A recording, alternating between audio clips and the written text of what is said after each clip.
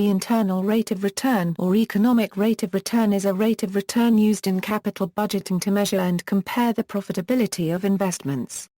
It is also called the discounted cash flow rate of return. In the context of savings and loans, the IRR is also called the effective interest rate. The term internal refers to the fact that its calculation does not incorporate environmental factors. Definition: the internal rate of return on an investment or project is the annualized effective compounded return rate, or rate of return that makes the net present value year, of all cash flows from a particular investment equal to zero. It can also be defined as the discount rate at which the present value of all future cash flow is equal to the initial investment, or in other words the rate at which an investment breaks even. In more specific terms, the IRR of an investment is the discount rate at which the net present value of costs of the investment equals the net present value of the benefits of the investment. IRR calculations are commonly used to evaluate the desirability of investments or projects. The higher a project's IRR, the more desirable it is to undertake the project. Assuming all projects require the same amount of upfront investment, the project with the highest IRR would be considered the best and undertaken first. A firm should, in theory, undertake all projects or investments available with IRRs that exceed the cost of capital.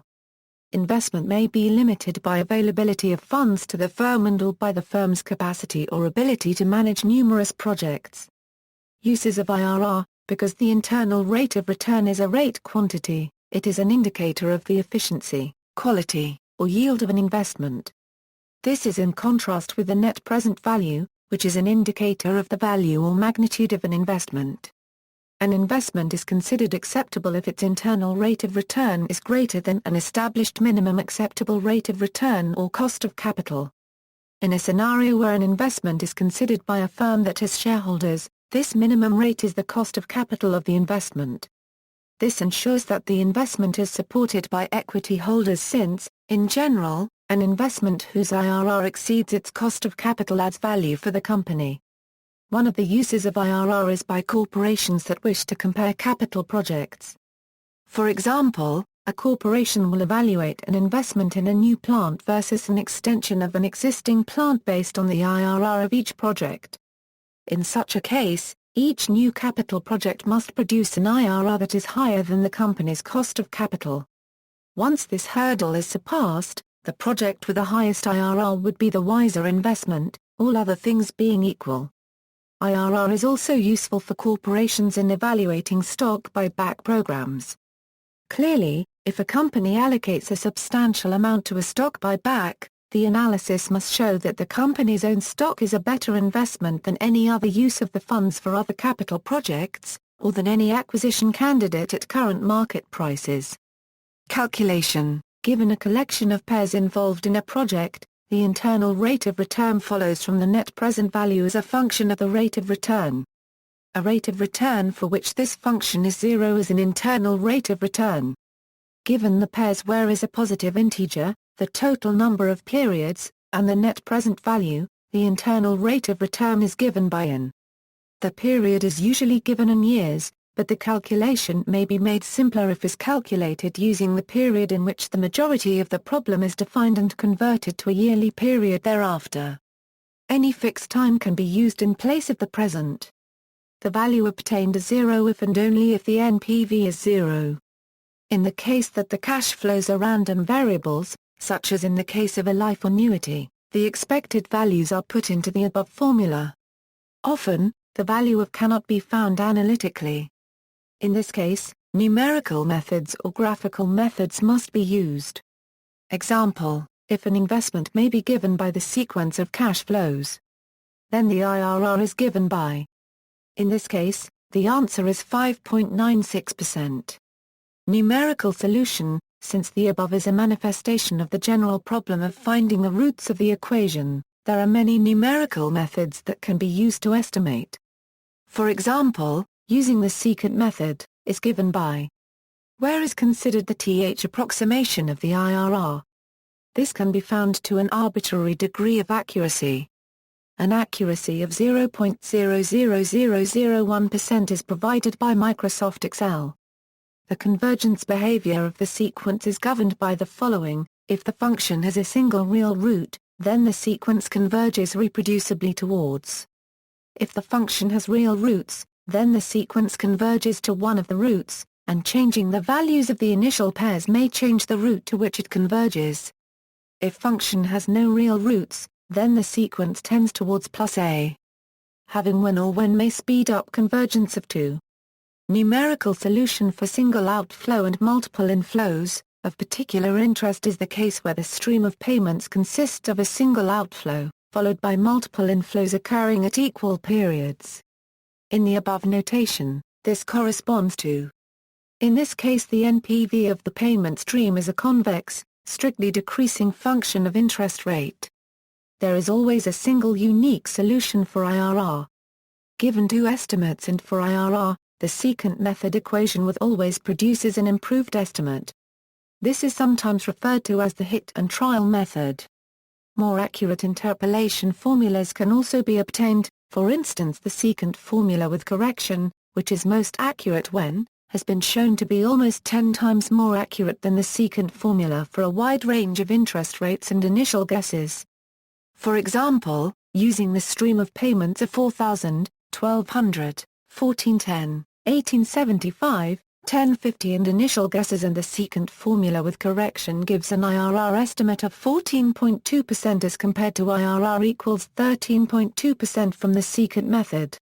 Other improved formulas may be found in, if applied iteratively, either the secant method or the improved formula always converges to the correct solution. Both the secant method and the improved formula rely on initial guesses for IRR. The following initial guesses may be used. Where here refers to the NPV of the inflows only. Decision criterion: if the IRR is greater than the cost of capital, accept the project. If the IRR is less than the cost of capital, reject the project. Problems with using internal rate of return as an investment decision tool: the calculated IRR should not be used to rate mutually exclusive projects, but only to decide whether a single project is worth investing in. In cases where one project has a higher initial investment than a second mutually exclusive project, the first project may have a lower IRR, but a higher NPV and should thus be accepted over the second project. Since IRR does not consider cost of capital, it should not be used to compare projects of different duration. Modified internal rate of return does consider cost of capital and provides a better indication of a project's efficiency in contributing to the firm's discounted cash flow. In the case of positive cash flows followed by negative ones and then by positive ones, the IRR may have multiple values. In this case, a discount rate may be used for the borrowing cash flow and the IRR calculated for the investment cash flow. This applies, for example, when a customer makes a deposit before a specific machine is built. In a series of cash flows like, one initially invests money, so a high rate of return is best, but then receives more than one possesses, so then one owes money, so now a low rate of return is best. In this case it is not even clear whether a high or a low IRR is better. There may even be multiple IRRs for a single project, like in the example 0% as well as 10%. Examples of this type of project are strip mines and nuclear power plants, where there is usually a large cash outflow at the end of the project. In general, the IRR can be calculated by solving a polynomial equation. Storm's theorem can be used to determine if that equation has a unique real solution. In general, the IRR equation cannot be solved analytically but only iteratively. When a project has multiple IRRs, it may be more convenient to compute the IRR of the project with the benefits reinvested. Accordingly, MIRR is used, which is an assumed reinvestment rate, usually equal to the project's cost of capital. It has been shown that with multiple internal rates of return, the IRR approach can still be interpreted in a way that is consistent with the present value approach, provided that the underlying investment stream is correctly identified as net investment or net borrowing. See also for a way of identifying the relevant value of the IRR from a set of multiple IRR solutions. Despite a strong academic preference for NPV, surveys indicate that executives prefer IRR over NPV. Apparently, managers find it easier to compare investments of different sizes in terms of percentage rates of return than by dollars of NPV. However, NPV remains the more accurate reflection of value to the business. IRR, as a measure of investment efficiency, may give better insights in capital-constrained situations. However, when comparing mutually exclusive projects, NPV is the appropriate measure.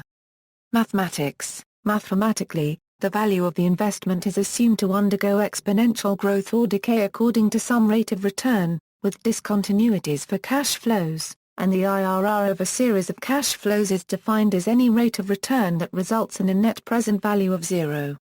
Thus, internal rate, S, of return follow from the net present value as a function of the rate of return. This function is continuous. Towards a rate of return of 100%, the net present value approaches infinity with the sign of the last cash flow, and towards a rate of return of positive infinity, the net present value approaches the first cash flow. Therefore, if the first and last cash flow have a different sign, there exists an internal rate of return. Examples of time series without an IRR, only negative cash flows. The NPV is negative for every rate of return. A 1, rather small positive cash flow between two negative cash flows. The NPV is a quadratic function of 1/1 plus AR, where R is the rate of return, or put differently, a quadratic function of the discount rate R/1 plus AR.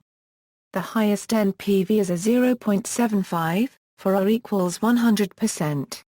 In the case of a series of exclusively negative cash flows followed by a series of exclusively positive ones, the resulting function of the rate of return is continuous and monotonically decreasing from positive infinity to the value of the first cash flow, so there is a unique rate of return for which it is zero.